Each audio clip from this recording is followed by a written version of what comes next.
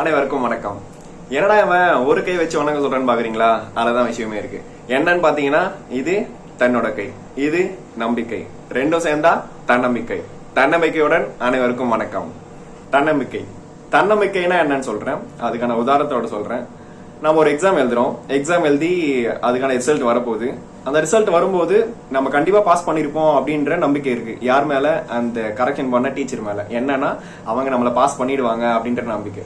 அதே மாதிரி ஒரு இன்டர்வியூ போறோம், ரெக்கமெண்டேஷன்ல போறோம். அப்படி போகும்போது நமக்கு போறதுக்கு முன்னாடியே ஒரு கான்பிடென்ட் இருக்கும். என்னன்னு பாத்தீங்கன்னா, ஆல்ரெடி நம்ம ரெக்கமெண்ட் பண்ணிட்டாங்க, கண்டிப்பா நம்ம செலக்ட் ஆயிடுவோம் அப்படின்னு சொல்லிட்டு. அதுதான் தப்பு. இதுக்கு முன்னாடி நம்ம ஒரு பண்ண வேண்டிய விஷயம் என்ன அப்படின்னா, ரிசல்ட் வரப்போகுதுன்னா கண்டிப்பா நான் பாஸ் பண்ணிடுவேன்பா, ஏன்னா எனக்கு மேல நம்பிக்கை இருக்கு, நான் நல்லா எக்ஸாம் எழுதிருக்கேன் அப்படின்னு சொல்லி.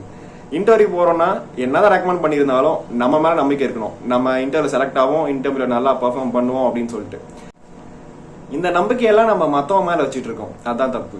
நம்ம மேல நம்பிக்கை வச்சு எந்த விஷயம் செஞ்சாலுமே அது சரியா நடக்கும் அப்படின்றது நம்ம நம்பணும் ஃபர்ஸ்ட். அப்பதான் எந்த விஷயமும் நல்லபடியா நடக்கும். சோ எல்லாரும் எல்லா விஷயத்தையும் நல்லபடியா தன்னம்பிக்கையோட செய்வீங்கன்னு நம்புறேன்.